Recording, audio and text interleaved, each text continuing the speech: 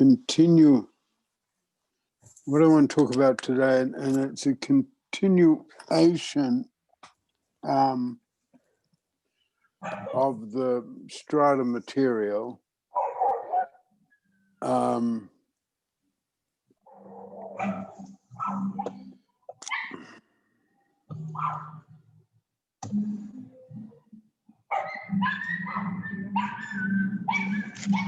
I'm going to mute myself. Sorry about the background noise. Cynthia, a friend of mine was trying to come. She's called Sage if she appears, okay? Okay. Yeah, just there's a number of themes which I've developed in Pellin in a different context than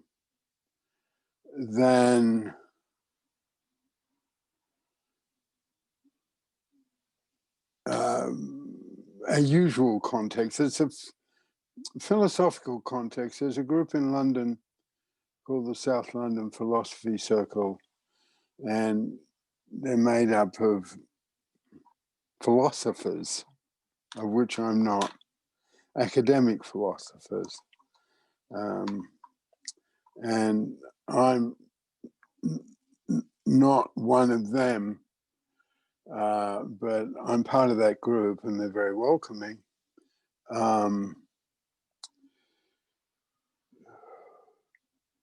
And I've used that to explore a number of themes, one of which is hope.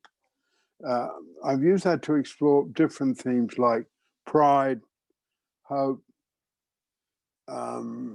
empathy, compassion, and looking at them from a philosophical perspective, but at the same time,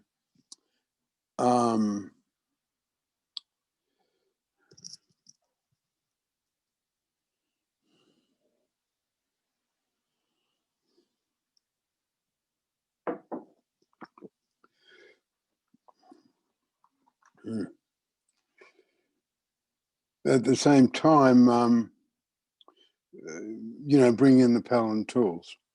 So it's a forum where I can explore things in a different way, as I can on the forum, and as I can on Facebook when I get back to that.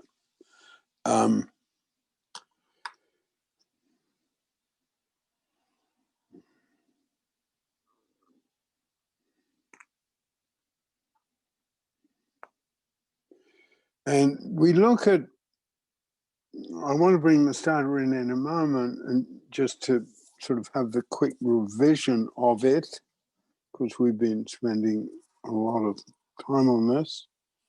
And get the right picture.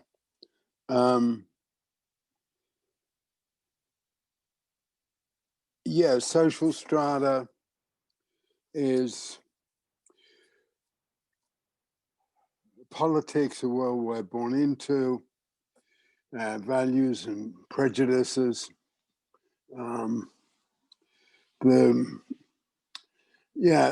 The set of values that we carry around and what they mean and where they come from, and how we can relate to people who have other sets of values and come from different places than we come from. The next one is communication strata, and communication strata is not just if we're good at communicating, but are our messages received, and are they received and understood in the way we want them to be? It's not enough to feel we're saying the things we want to say. We have to look at how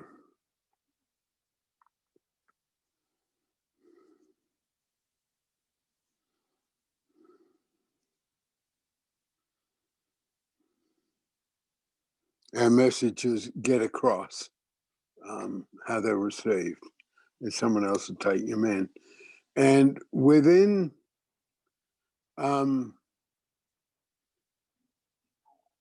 communication strata, all our material around listening and passive listening. So given that passive listening resides in communication strata, that makes it particularly important because, you know, passive listening is so central to what we do. Can we take in what someone is saying to us without responding, without having our own reactions, without coming back with, yes, but the reason I did that was? Or can we just let in this person as a separate individual to me is saying those things to me?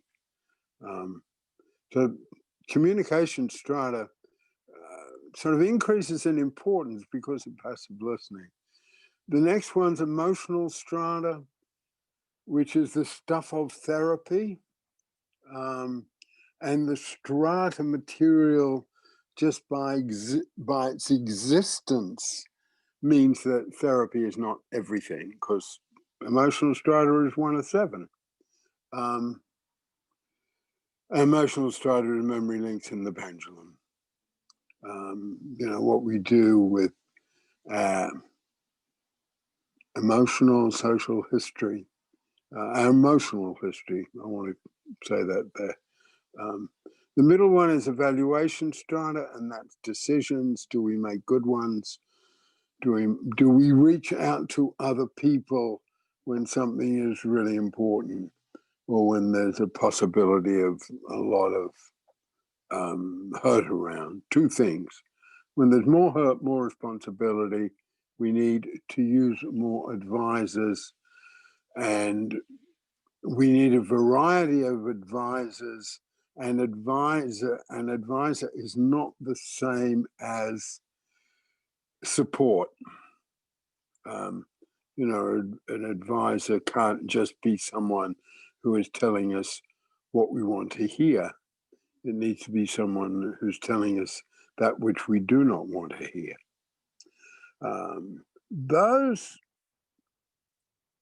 The first 3, social, communication, and emotional, one of the ways you can see them, in a sense, they are the past.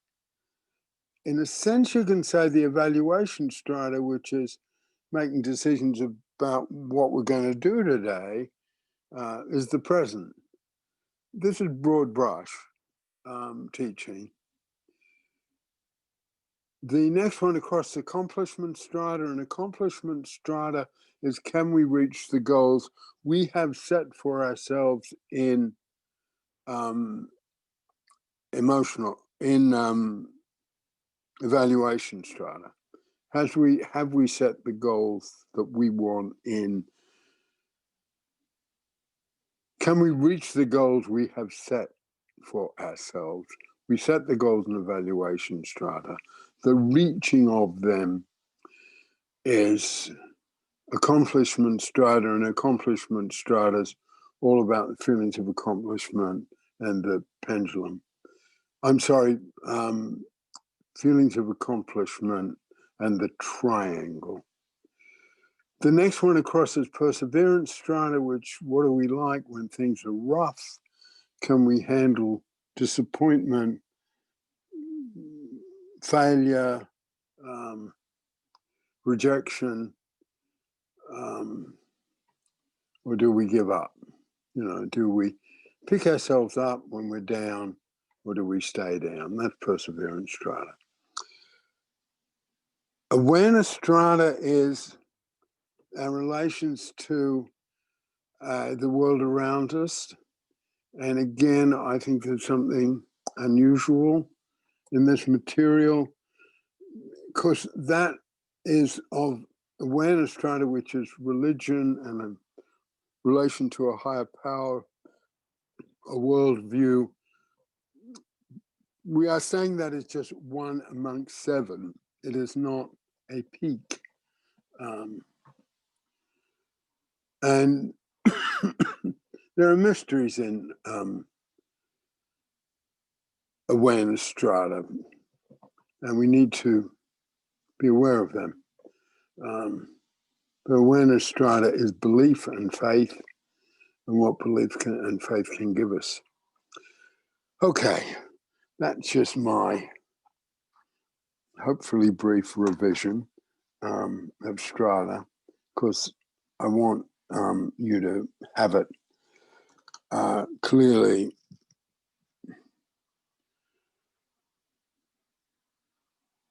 And the way we look at hope is the way I've developed it elsewhere.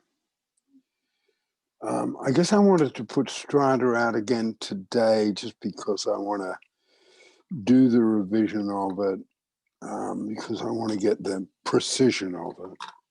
The thing I say about the Pellin tools is that they have precision, considerable precision. And if you sort of locate something in strata, whether it's a strength or a weakness, that sort of means something in this work.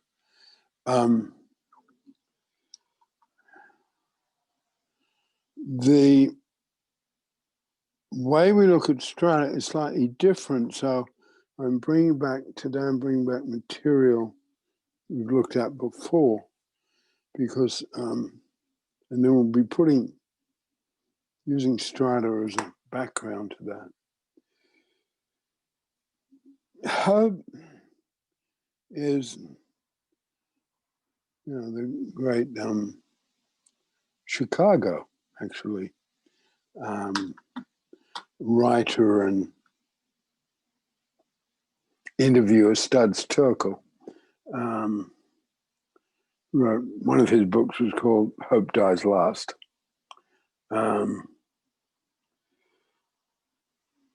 And hope is that which, we can, if we can have it with any degree of strength, it can be a force that can help us feel that a future is possible.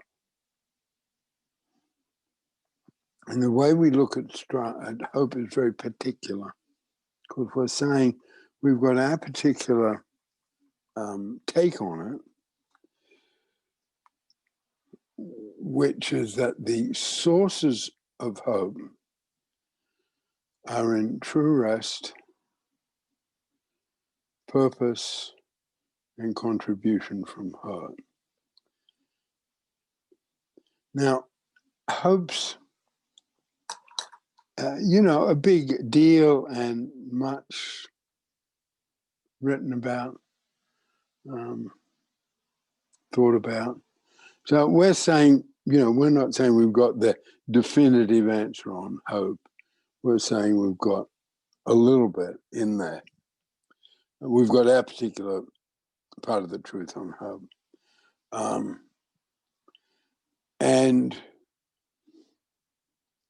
other people will have theirs. Other people will say, well, I look at hope this way. That's fine. We've got our particular way of looking at hope. And it is about the refreshment, the sense of renewal that we can get from true rest. True rest is extraordinarily powerful. There's a way that I think I could almost, just for a moment, in terms of teaching the material, I'd parallel true rest and passive listening. Passive listening is a simple thing. Well, just shut up and listen. That's passive listening. But actually, when you get it inside it, it's much, much deeper than that. Because it is connecting. In other terminology, passive listening is connecting with people and giving up our own ego, our own needs, which is there, listening, an empty vessel. But it's sort of simple, and yet it's got, within Pellin, it's a very powerful tool. there's something similar about true rest. It has within it, I believe, an ability for us to reach our soul and do something with our passion. Because true rest can center us into what is, you could say, a divine equilibrium, where we can take on that the world has. On the one hand, we can take in with true rest, we can take on the world as desolate, or our own feeling about ourselves at a particular time of life as desolate. But we can at the same time see that there's other parts of this world within which there is beauty, and there's other parts of our own life within which there's hope. And that's where, hope does last.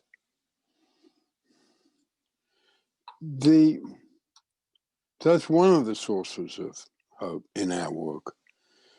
Another source of hope in our work is purpose. An understanding of purpose, and then finding what we call a sustaining purpose. That is a purpose that cannot come to an end through sources just outside of our control. Underlying purpose, which is family, work, relationship, all the things in life that bring us a lot of satisfaction and a lot of happiness, those things can come to an end through sources outside of our control. Kids grow up and leave home and might go a long way away. How close are any of us to our parents? Or how close are any of us to our children geographically? One sustaining purpose sustaining purpose in a traditional society is it can come from the outside. There can be a sustaining purpose in an extended family in a village. And I've seen that. I've experienced that in Italy, in the way, not the place I am now, but close to it.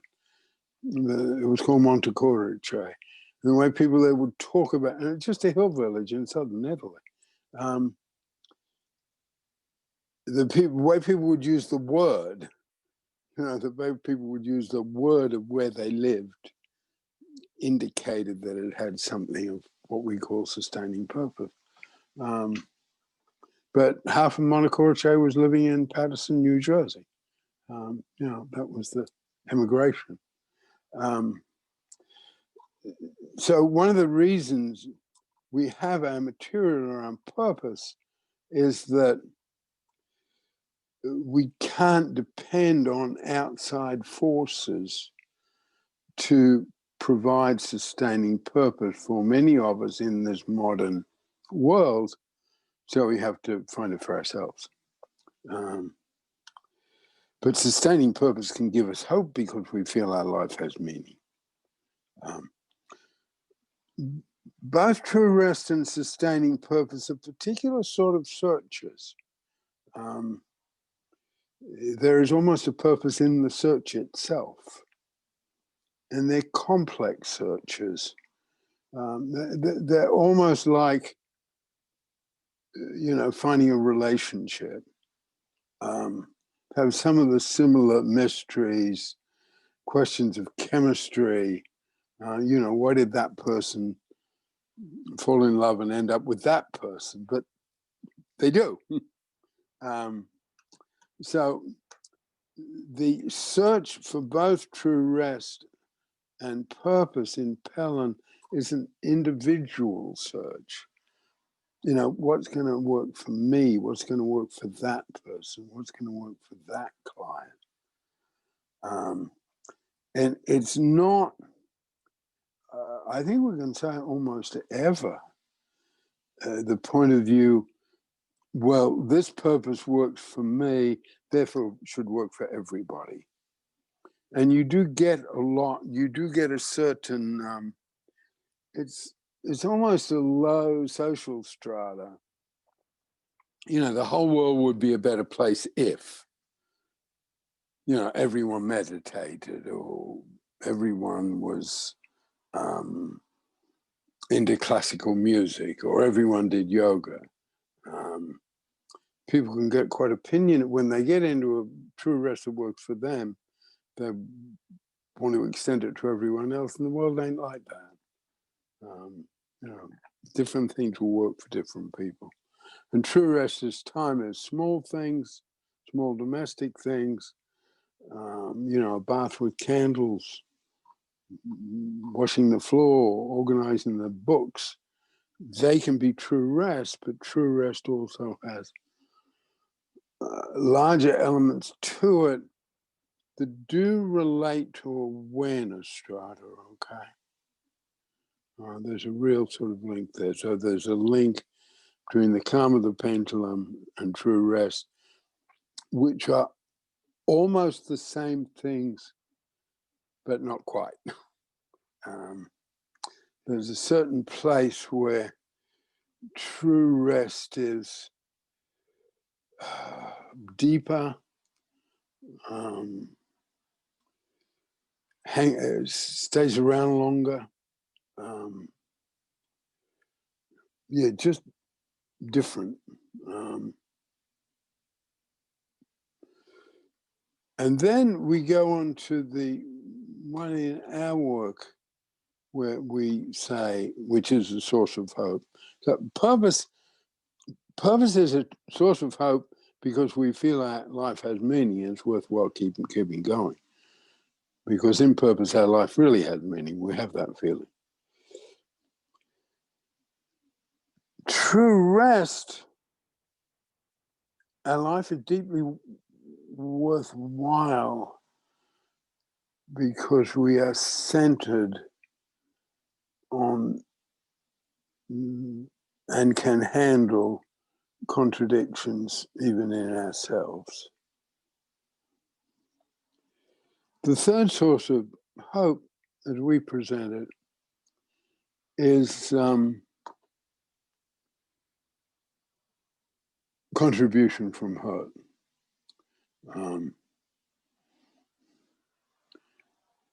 And contribution from hurt is taking that which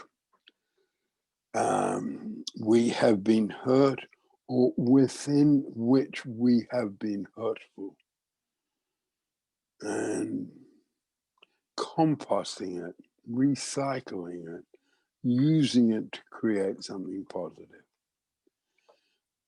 And I think you can say on another level, all three of these have a sort of common sense element to it, have an accumulation of intuitive human wisdom over time, which is our definition of common sense.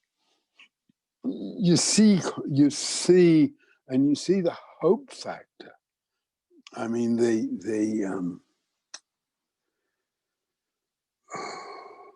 minuscule, desperate hope factor in contribution from her. You know, a family who's lost their kids in a school shooting, you know, and goes on to create a movement, goes on to, you know, create a nonprofit that's going to reform guns. And both the personal tragedy of that situation and in America, certainly the almost despair that nothing's going to change. But when you see those things happen, you can see hope. even though it's small, it's there. Anyway, they're at three, what we're saying, true rest, purpose, contribution from hurt, sources of hope. And I guess sources of hope that we have some control about. So I can, and I think contribution from hurt is a very, very good example, because the loss can be so stark, the tragedy, the evil, so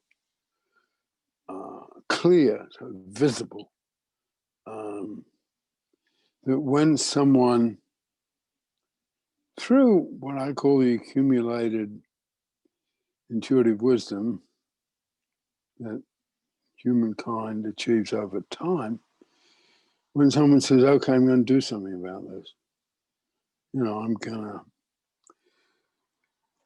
going to set up a campaign to prosecute drunk drivers more severely on their first offense because someone lost their teenage daughter in a traffic accident about a drunk driver. They pop up in the media, and of course with social media and the internet, you can explore any one of them. I used to have a lot of newspaper clippings. Quite the despair of my children, because something would happen and I wanted to accumulate all the newspapers about it. Okay, like the fall of the Berlin Wall, or the particular revolution, the anti-communist revolution in Poland, stuff like that. I just wanted to keep all the newspapers. My kids would say to me, "Papa, you're never going to read them." And you've got them, got all these piles. And I don't think I was the only one who, kept newspaper clippings. You don't have to do it anymore. And you could take, you could even just Google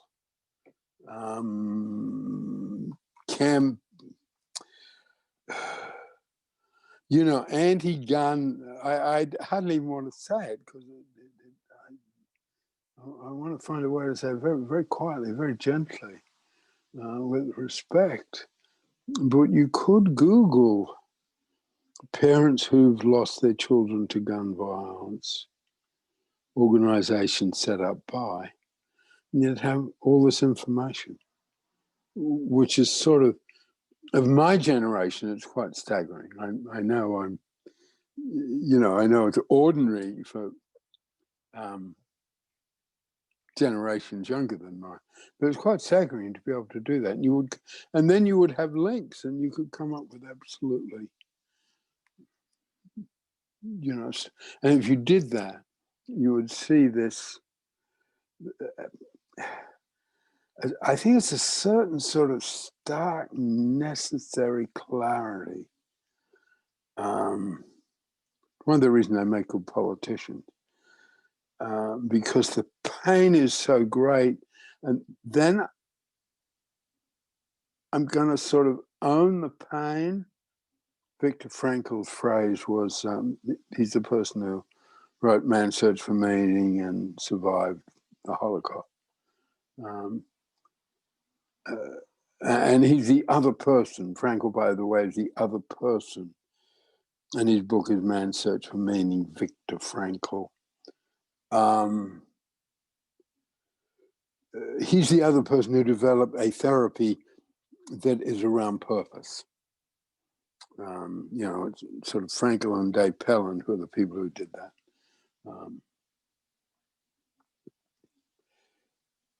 And we had to read Frankl, and we had to, see something in a newspaper and clip it out. And now all that material is available to us in great detail, and you can feel the personalities of, people who are doing this.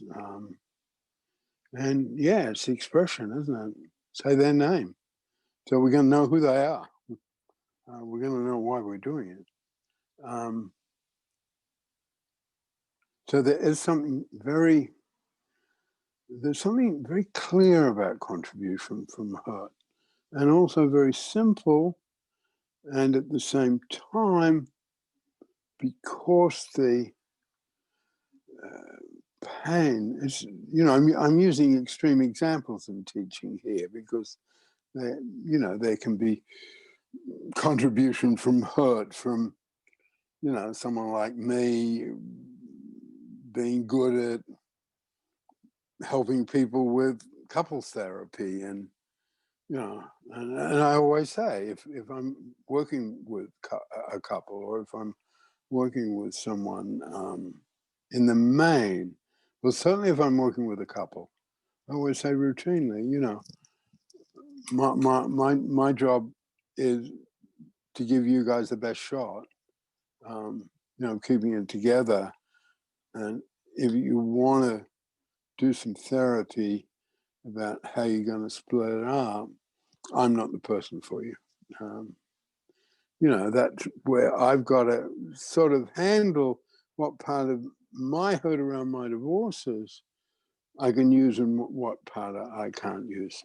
I don't want to help people split up. That's someone else's job. I'm not saying it's not valid work, but it's someone else's job, not mine.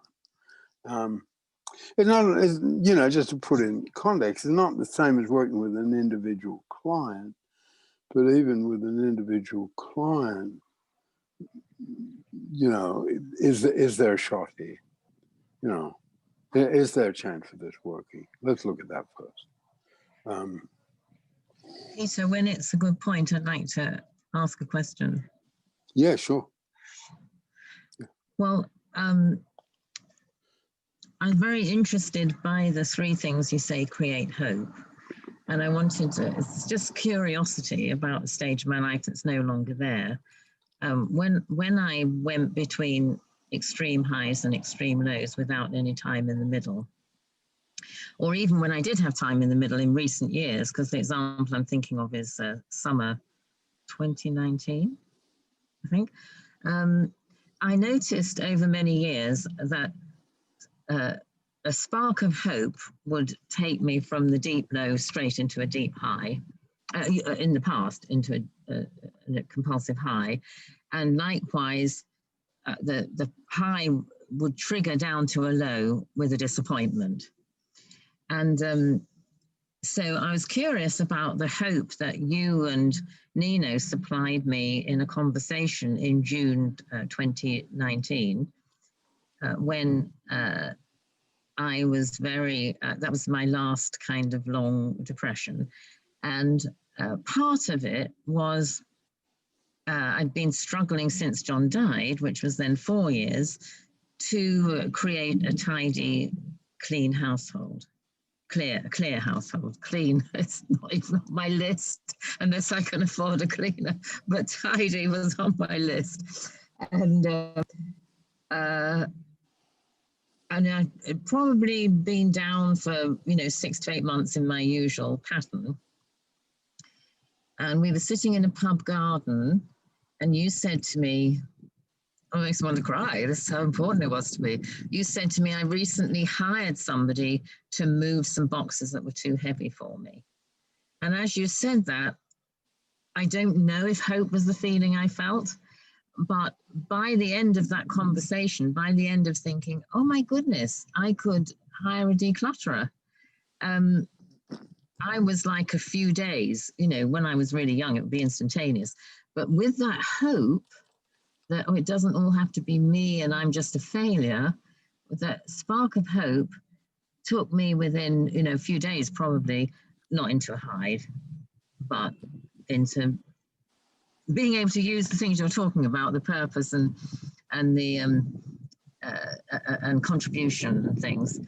So I was just curious how the three things that I'm just going to make up a term, sustaining hope, how hope works, those three things in a nourished and nourishing life keep hope. Like, do you have any sense of what was going on in those, something, just some little thing, really quite little when I was young, I would go from the desert of desolation and there was no future to, oh, I suddenly see potential. Yeah, again, you know, methodologically, they're just tools. So what tool's going to work in that situation? And I guess the sort of tools overlap, and different tools could be used in the same situation. Okay. So I wouldn't just want to stretch everything to fit this. You know, I wouldn't want to stretch every positive, you know, every positive feeling we have about the future must be hope. And we've got, you know, hope to find in this particular way. I want to come up from a slightly different angle and take a situation like that. And because I think the hope we're looking at here is more long-term stuff, okay? So I'd be inclined to say, yeah, what we're always doing in our approach to the work is, you know, fighting the tendency of what's called reductionism, which is reducing everything to one idea. I wouldn't want to reduce all positive feelings to hope and then have a theory about hope, but rather, I guess I'd want to say, in that situation, I think it was more of, and I'm thinking of myself with my struggles, creating the right physically organized environment to do my best work. Okay, so I think that's sort of almost getting me to the stage. There are some sort of things around accepted and rejected efforts, some things around accomplishment strata, and almost nowhere but accomplishment strata, just sort of almost grabbing that particular tool and saying, okay, I need to get the papers sorted, the chuck out done before I'm going to be able to get the most from my true rest or from my purpose, okay? Or from my contribution from hurt. So I guess there are stages sort of to get there. It's a bit like, I don't know, a teenager having a nice enough car that they can get the boyfriend to go for a drive-in or something, you know, sort of stages towards the relationship. You know, the car isn't the relationship, but and I think at that moment when you were talking about that particular sort of, I think it needs to come down the triangle, and the hope, yeah, because it's called light at the end of the tunnel, isn't it? And we can't. We know the tunnel. By definition, we know the tunnel's long, and we can't just keep staring at the light at the end of the tunnel. But we sure as hell need to know it's there. I mean, that's what the statement "light at the end of the tunnel" means. Because if there's, yeah, go. I just wanted to. I know Cynthia wants to say something. I just wanted to make a quick comment. So because I felt the hope, but I think what it is, listening to what you're saying, I couldn't go straight to accepted and rejected efforts because it was such a huge rejected effort. But the flicker of hope was, I think, was about finding my way back into a purpose out of the lack of purpose and the meaninglessness. Was like just that little hook. Just anyway, that's the other thing I wanted to say. It's so funny you brought up that metaphor, because I think it's the very first time I went to Pellin was for the winter program, I believe, when there still was one. And I was feeling like dying. I felt so bad. I had so many rejections. I couldn't cope with them anymore. And my mum made it possible financially for me to apply to Pellin. I had one workshop with you. And I was so conscious of the reality of that metaphor. I really didn't want to go on living, but going to, makes me want to cry, going to Pellin for a few months was absolutely the light at the end of the tunnel. And that's how it turned out. So, so just wanted to share that story because you used that metaphor. Yeah, and taking that in, and thank you for that. But David said a good program is not a location; it's a feeling. So I would, and I think we all know that programs that oversell themselves, and everyone's smiling all the time, and this will change your life, and just get in touch with your dreams, and your dreams will be fulfilled, sort of thing. I think we all, they tend not to work. So the positive nature of a good program is an unconscious contribution. Okay, almost has to be.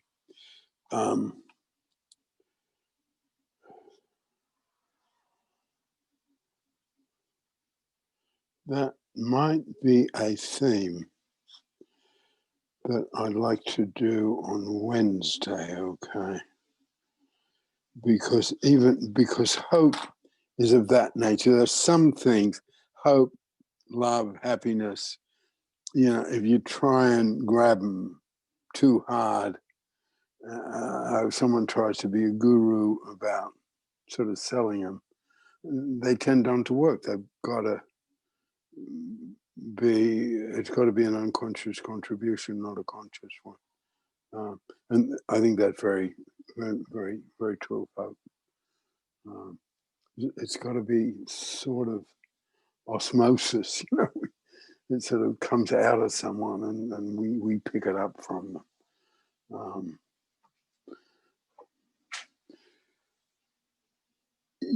Yeah, hi, Cease. It's good to see you. Do you want to come in at all? And Cynthia next. Okay, I was just thinking, you're probably familiar with Irv Yalom, group psychotherapy. He's kind of are you familiar with Irving Yalom? Oh, yeah. Okay. His big thing is hope. He says that is one thing that therapy brings to people is hope. And so I think what you're saying is really important, that not that you say that explicitly, but you're working with the person to see if there's different avenues, there's different ways or different means. I think when I get into not feeling hope, it's usually because I'm running over the same track over and over again, and it's not working, so it can't work. Wow. So I think hope is, for me, and actually, ironically, you were talking about cleaning up or tidying up and that kind of stuff. And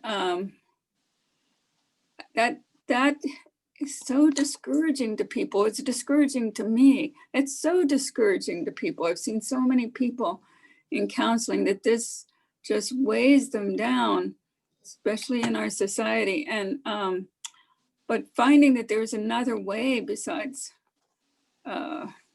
getting it out. People have this idea, we got to get it all done today or tomorrow or whatever. So I think that hope piece is just so important for people to be able to take steps. So I definitely agree with you on that. Thanks. Cynthia? Hi, sorry. Yeah, well, there was two things. One when that I was thinking of, one, when Mary was talking, I think there is a difference between, we use the same words, but there's a feeling of difference, like where hope comes from the calm. I don't know how, there's sort of like a hope for something, and it gets us into anticipation and gets you excited and stuff.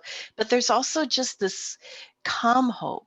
At least that's how what I've experienced. And that seems to be what's nourishing, is this very calm that, that everything's not awful, that there is good in the world, and it may not, and that things don't have to stay bad, even personally. But I think it's more tied to more of an awareness strata, thinking that, that there's good in the world, that it's not just horrid, it's not just awful, it's not, and I'm also thinking about the role of, you didn't mention it in the tools, but it seems like, to me, I find it a strong source of hope is the tool of health and strength first, and I've been using it a lot.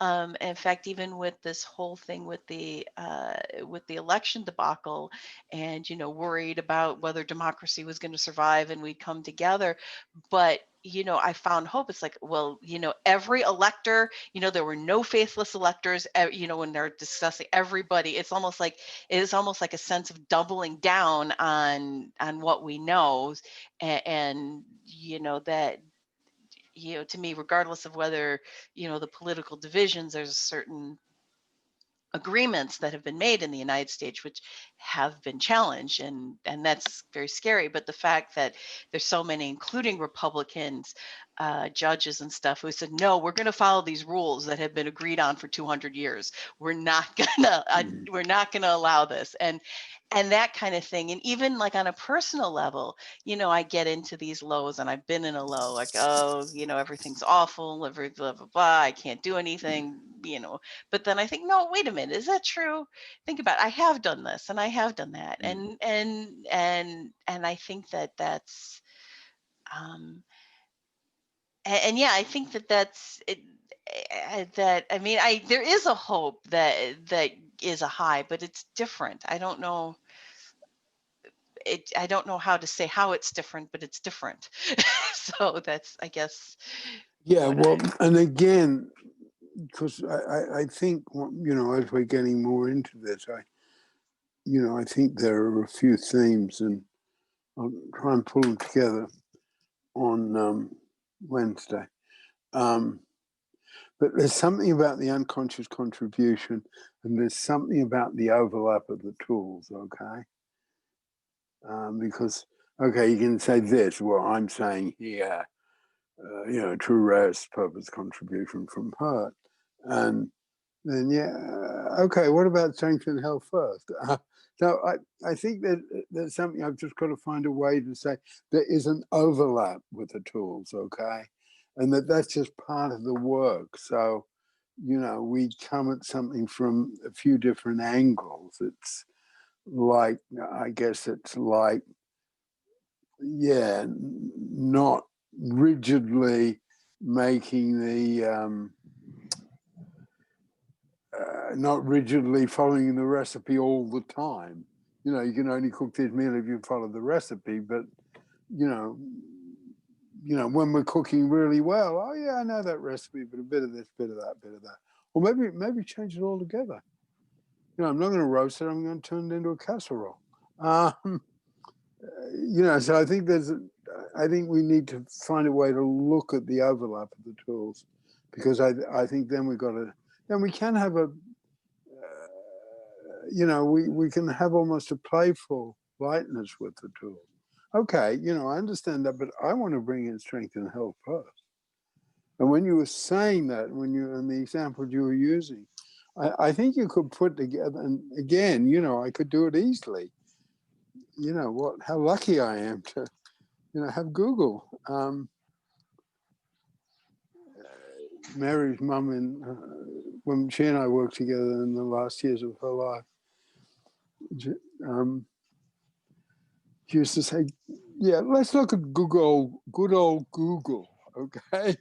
And what we were looking at were, what are the 10 best Jane Austen novels, okay? oh, what is the translation into English of this Schubert latest song? So, but it was still sort of good old Google. And no, what I was thinking of, if you took, if you just took a sort of had a series of pictures of people lining up to vote, okay?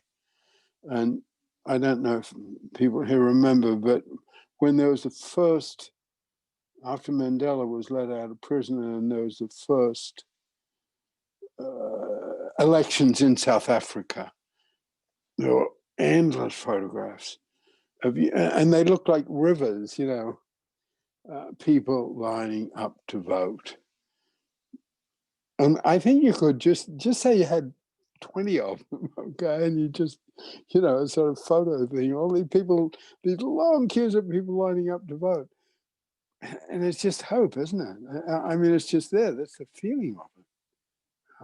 And as you said, regardless of the history and the fear, and the way they're standing there, I think there were lines in South Africa that were like a mile long. And of course, in the South African ones, you know, ones were in towns, some were in the countryside. You know, so there are very different backgrounds for all these different people lining up to vote.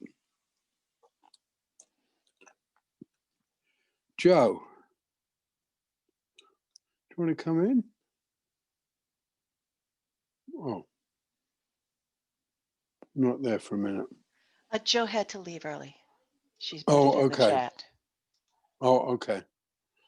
She thanks everybody and wishes you a lovely solstice and aftermath for tomorrow. I don't know what that is. Totally relevant to me. I mean, for me, spring starts. I mean, talk about strength and health first. Spring starts as soon as the days start getting shorter. And I know it's not. I know it's the middle of winter. And, you know, England is a fair ways north. But, you know, when the days start getting longer, yeah, I feel hopeful. So there's a certain, and I guess, where does that fit in? And I think you're right. That's sort of, that's strength and health first, isn't it? That's the cup half full rather than the cup half empty. So I think when we've got these big themes, we're probably going to lay down sort of, okay, this is a particular Pellin way of looking at it. But then I think we have the flexibility to look at how the tools overlap. Tamara, do you want to come in? Yes. True rest has taken me by surprise because I didn't realize that for all of the time that I have spent alone, you know, I hear from a lot of people that it's very difficult to find moments of true rest or to hear your own self-talk because there's just everybody else that's in your head, in your life, that, you know, you're walking over each other, living on top of each other, and with COVID and stuff. So I'm thinking that I have all of this rich alone time, and that what's come out of it is absolutely like no reflection. I haven't being the person I would expect under these conditions. And I've been wondering why I cannot enjoy a cup of tea or a fire, or why not begin to read a book. And so I've gone ahead and I've set things up and I'm faking it till I make it, but not feeling what I've identified as love for myself. That there's it's an act of love to oneself. And so I have to, when you say like it may take a long time, or you may need to investigate, what brings true rest. But I seem to have picked up one thread and noticed that I have negative memory links that can find me all the way to a moment of me trying to just be, and that there will be a habit, I think, of attraction to hurt, where there's just very, very persistent negative memory links wherever I go. That's what I've been noticing. It's like a net around me, and how I begin to cut free, I'm not sure, except that the realization feels profound. It certainly is a beginning. I mean, if I didn't know, and I really didn't, it's certainly becoming clearer now that I'm not good company for myself. I don't find that friend that I had in me. She's gone missing in all of this madness, that has characterized such a long part of my life, that coming out of it now, I feel a little bit like I look around and I'm just starting to do inventory in terms of the wreckage, which is not the same thing as replaying. I'm not just mindlessly replaying the habits of yesterday, but I am noticing that there really is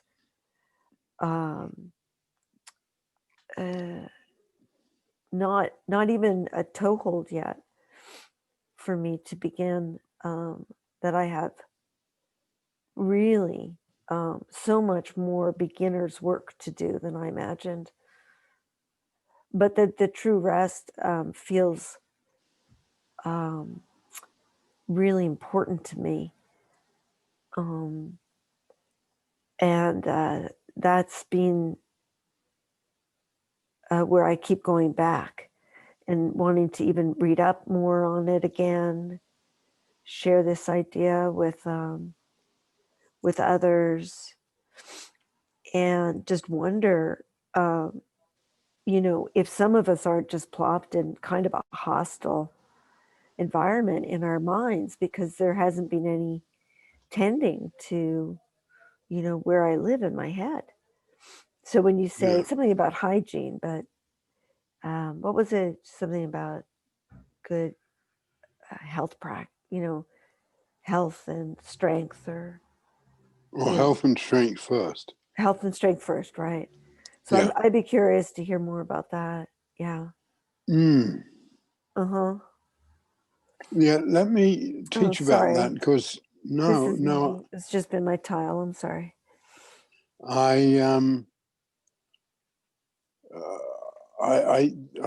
think I taught that a long time ago, and haven't recently.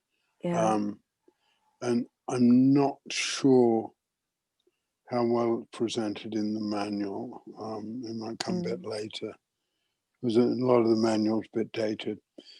Strength and health first is a tool, capital H, capital S, capital F. Okay, strength and health first. It's a Pellin tool, and what the tool is that in any situation, first we do all we can to find the strength, health and strength before we go into the problem. Okay, it comes straight from clinical work. And it was developed. It's not a light tool. Because that particular part of it's mine, and I developed when I was working with guys in prison. So, that's a hard place to find strength and health. But I saw it all the time. I want to talk about my case. I want to talk about, this was a legal case, okay, over and over again. Well, the issue is about my case, and the issue is about this, and my attorney was no good, or I was railroaded. Over and over and over again, you get that in a prison population. So I developed, and they're prisoners, right? Or they're inmates, or they're trainees, whatever the correctional program is. And that's a sort of negative identity by definition. This is the history of strength and health. So I developed an approach is, no, you're a student of your own life. You're that first. And instead of doing therapy, I was teaching them tools. Okay. And I even use, this goes back half century, more. But I used to say, it's a piece of cake to sit there and listen to someone talk about their problems and then say something that looks clever. I mean, that's being a bit harsh on therapy, but it's harder to teach someone something because you're teaching someone something. I mean, if the math teacher is not teaching you math, the responsibility back on him. It's his job to teach math. And I felt in our work, and this is way back, okay, before I met Dave, before I met Fritz Perl, and I thought there's something wrong about if they're not making progress, they're a resistant client. Or they were character disorder. Or if you even stretch it further, they were psychopaths, because everyone in prison's got a character disorder almost by definition. And that's where, my whole stuff about doing something with a diagnostic process, which led to the levels of listening. So that evaluation is the 7th level of listening. Doesn't mean it's not important at all. So that's why I split rank, I disagreed with Fritz Perls because he didn't like the diagnostic process, but he chucked it out altogether and called it elephant shit and mindfucking, which is a pretty severe way to chuck it out. And so that's the background of health and strength first, okay? So it doesn't matter what the situation is. Okay, what's the strength in there? Even at times it's just an awareness, okay? And in the workbooks I've written up strength and health first, but but I found I couldn't start strength and health first. Therefore, we should start with strength and health. I mean, it's just logical, okay? But when I was developing the work, exactly. But when I was developing the workbooks, if you put strength and health first, it's very hard not to have it just dismissed. Oh, well, everyone knows that. You got, all you're saying is you got to think positively, and it's more subtle than that. For for one of us, and you were quite right what you were saying. For all of us, it's being able to have an awareness of our own attraction to hurt.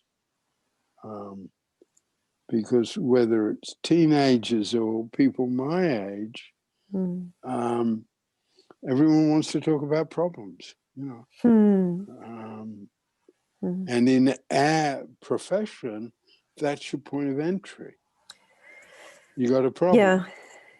That's changing with coaching, with positive psychology, and with Pellin. And it's my one, theoretically and almost philosophically, is my one sort of point of departure from AA. And that is the identification I'm an alcoholic, and I'm, enormous. I say, I'm Bill, I'm an alcoholic. I'm, I say that's a hugely important statement for me, but almost practically, there's something about that identification. And because way back then, it was identification of someone as having a mental illness. And that was their identification. So they become dependent on. So they become dependent on therapy. I'm just putting that as a background to health and strength first, because you weren't there when I was teaching this. Yeah. And it's a very clear Pellin tool, but now I sort of sneak it in as second, because sadly, it can just feel too bland. And the workbooks all start with the calm of the pendulum now. But this program, which was very intentional on my part, when we started the forum, I started with contribution from hurt. And that was deliberate, because I just wanted to put something that was different. It didn't sound like everybody else. That was, it was quite a strategic starting point. I found a hit of something that is very, very different, and I find it when in the time that I'm actively engaged in the forum or in the virtual Pellin Italy, that I was not in any of my old habits, and that it has been the pockets of true rest. That this is as much as I've got, which is a lot, considering I had none. And I just, maybe it's because of the company that comes with the nourishing family, but it seems as if this is the conditions that make it possible for me to feel contained and held in ways that I'm not able to provide yet for myself, but I'm working on it. Yeah, one of the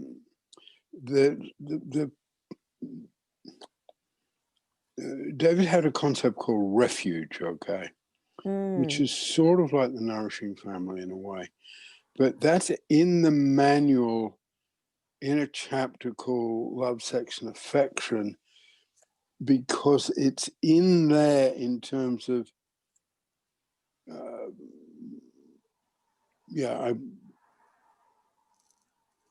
I want to pause a bit because I go off on too many tangents. But there's something about refuge that I can touch on, I'll get at on Wednesday. But if you want to look it up in the manual, it's there. And I think there's a link between refuge and true rest, refuge and the unconscious contribution. So I mean, what you are saying is what we do want to build, that sense of, and it is that sense of safety. And that's why, and I think that's what Pellin does at its best. I think it's what AA and Al-Anon does at its best. I'm not saying we're perfect. And I guess that's why I want to build up the ritual of the credo, because we've never had the credo before. The credo is new this year, and we've got a 50-year history. I mean, reading the credo is absolutely new. And I think some of the things you're touching on, I think it's a sort of familiarity of repeating something, okay? And repeating something that is about safety and being looked after.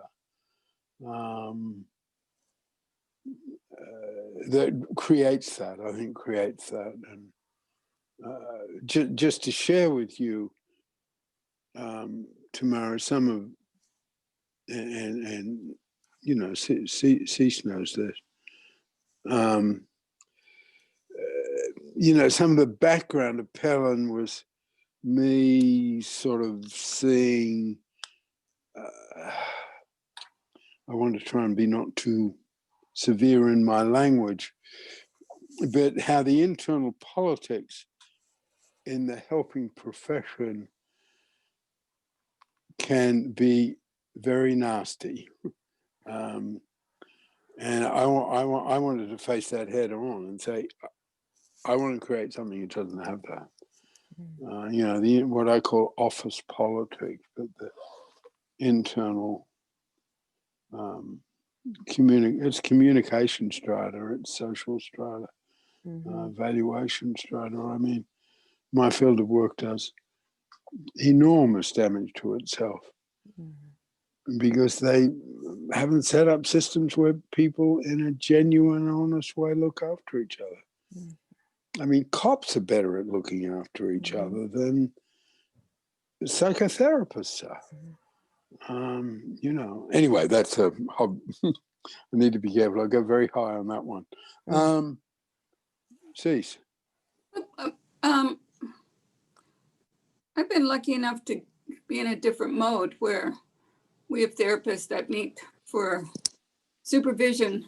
It's not really, nobody's really, it's kind of a misnomer, but we meet once a month for several hours. So there's a chance to share what we're doing, what we're having trouble with, what might work better, what is working, demonstrate things. So I think it cuts through.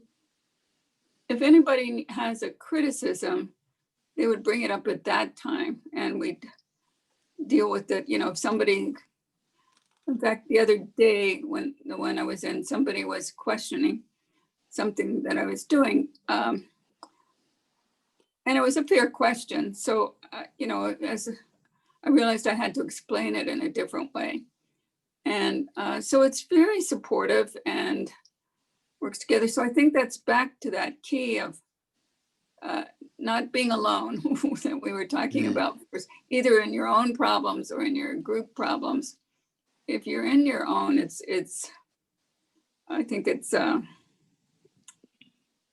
distressing because you're also, I would be always questioning myself too. So having these groups to bounce off things has been, and I've been in this one group probably 30 years.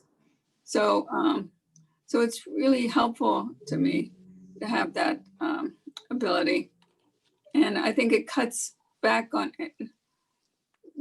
Nobody can say, well, she's doing a really stupid job if they're going to see me that Friday. They're so I think it's a great way to practice. It does mean opening oneself up and being vulnerable, but it's also growth provoking, incentivizing. So I don't know how often that happens every place, but I found it really good. Well, I want to be careful how I say this, so I don't want to be patronizing. But I've known your career since you were a kid, right? Child. And way back then, you had the qualities you're talking about now. And that's 50 years or so. Because it was in Columbus, Ohio before it was in Italy. And Columbus, Ohio, Hillel Foundation, Aaron Leventhal, going back a long way. And I think you've always had those qualities, okay? And I really appreciate you bringing that in now, because I can go on off a bit of a rant on, the politics and the helping professions. And hey, strength and health first, Peter Fleming. there are good people there. You know, there are good people there. And that's the other side of it. I know that. I mean, and you know, when your experience is not a big deal, you know, I can go anywhere. I can go into a police station. I can go into a prison. I can find some good people. They might not be the majority. I'm not saying they're a majority. I'm not even saying in some places there are a lot of them, but they're always there. Always.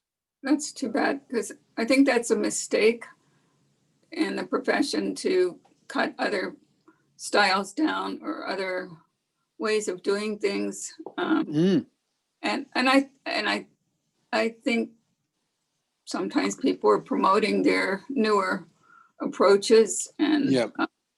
so it's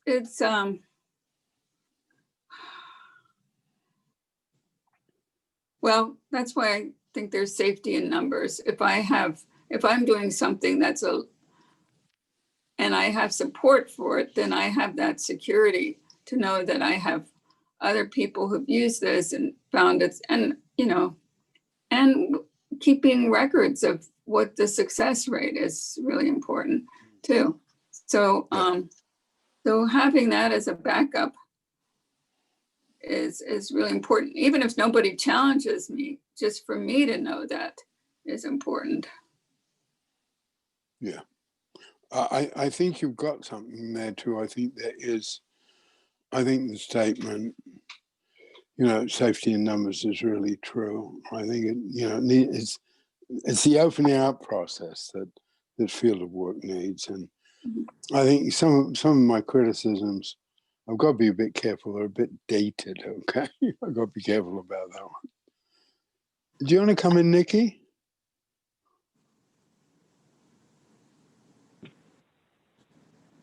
Only to say I've just been getting loads from it today and really interested. I was more interested in what was going on earlier about hope and things Cynthia said about it. So I'm not quite following so intensely now because I'm still thinking about that. So, yeah, thanks. Yeah, well, no, thanks for that. And let me sort of, before we stop, go back into that.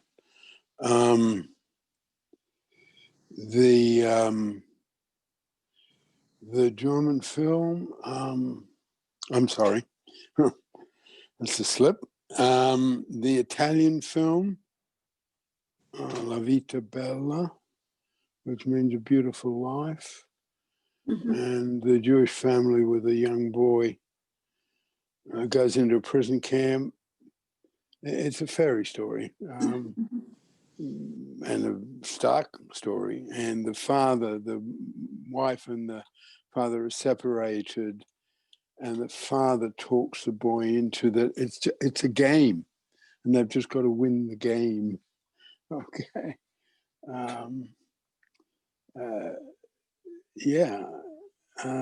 You know, finding hope there. And then, of course, we've got so many other people who found hope there. Cease. I want to also recommend The Life Ahead. Sophia Loren, age 86, is the star. Is that the new one? Yes, and it's a great example how family having, the boy is the one who activates the hope in the family. The boy is the one who gets them together. It's magnificent, and people should see it. Wow. So it's a good example of that, how it doesn't necessarily have to be who you think it is. There could be some new person that's welcomed in that makes the transformation possible. No, thank you for that, because that's also Napoli, okay? Sophia is Napoli. And because I saw a trailer for it. And I think she's sort of my age. She's 86. Well, I'm 87. Yeah. Oh, and she's she's a Holocaust survivor. Yeah. In the film, yeah. And film, yeah. And that's interesting in terms of contribution from her, because in the one she got an Academy Award for decades ago, she was a survivor of rape. Mhm. 2 women. And that was like, what, 46 or something? Can't remember. Anyway, thank you for that. That's a great note to end on. And it's also Italia. So we'll end there. Thank you. Yeah, thank you so much for coming. I want to do that on Wednesday. I want to continue with hope and have it also be about the unconscious contribution and how the unconscious contribution means that the tools overlap, okay? And also touch on refuge because it's a nice concept. And refuge in a way is just a physical way of saying true rest. It's almost, the place, but again, the tools overlap and they're not all the same. Anyway, I'm Peter. I'm in Norfolk in England. Cynthia? I'm Cynthia. I'm in Kankakee, Illinois, and I just want to say the whole thing of health and strength first, I don't find bland at all. And in fact, I can feel it even when it's not spoken. I can feel it in this group and I can feel it. To me, that's almost the thing more than anything else that makes Pellin different. So, and it's not a positive thinking. It's just a very, I don't know. So anyways, I wanted to put that out there because I was feeling that. Cease? Cease, Tampa, Florida. I will echo what you said exactly, Cynthia, that it's the group cohesion and interaction that makes this so special for me. Okay. Mary?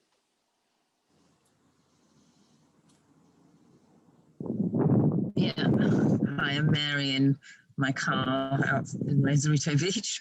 And yeah, I wanted to say about how important I think strength and health is first, and how valuable it is working with people who are used to having an identity as a psychiatric disorder. And thinking of my long-term individual went from Mary, it's just about impossible to hear you. Oh, I'm sorry. There's a lot of sort of, it sounded like wind on a microphone. It's the sea behind me, I think. Mhm. I don't know, it might be. Yeah. So sorry. So I was just saying how valuable strength and health first is in working with people with psychiatric labels. And my individual client that you know about very well, Peter, who went from not being able to get out of bed to getting a MA to getting a full-time job when she's on disability. There's a transition program to going back to do a Doctor of Education in January and being financially stable with her full-time job. And also the people in the clubhouse, when I worked in the clubhouse, and they'd tell me their things that the other people would see as psychotic, like they sense antenna coming out of people's heads. And I would say, wow, you really learned to tune into people, and that shows such a lot of caring life force. And I took some of the supposedly, weirdest people and made a little group that I was training in Pellin tools, because I could see they had caring life force that wasn't noticed by anyone else. So I think I echo what Cynthia said. I think it's like very radical and very much part of the little bundle that makes Pellin so different from anything else. It just radically alters the way you look at people. That simple sentence. Thanks. Tamara? I'm Tamara in San Francisco and just listening and learning. Thank you. Okay. Nikki, ending up? I'm Nikki in Wimbledon. That's really helpful to me to hear a couple of people report back, like to me, sort of from the outside, the experience of that thing of being able to feel that, oh yeah, that's where the Pellin approach is coming from, strength and health first. Because I just so take that for granted now that it doesn't seem special to me. And I'm just realising I'll just get back in touch with that. And I remember in the past I've had new clients who have come who've had therapy elsewhere first. And I think I've always had a sort of sensation of them kind of clocking something different, and that now I've only just realised they were probably kind of consciously realising this just feels really different in some way, and it will be that. Well, I've known that it's that in the past. Anyway, yeah, thank you. It's been really good for me today. Okay, well, again, thank you for coming. I'll see you on Wednesday. Yeah. Okay. Thank you. Bye-bye. Thank you. Bye. Bye. Bye-bye. Bye. Bye. Thank you. You know what? I have a doctor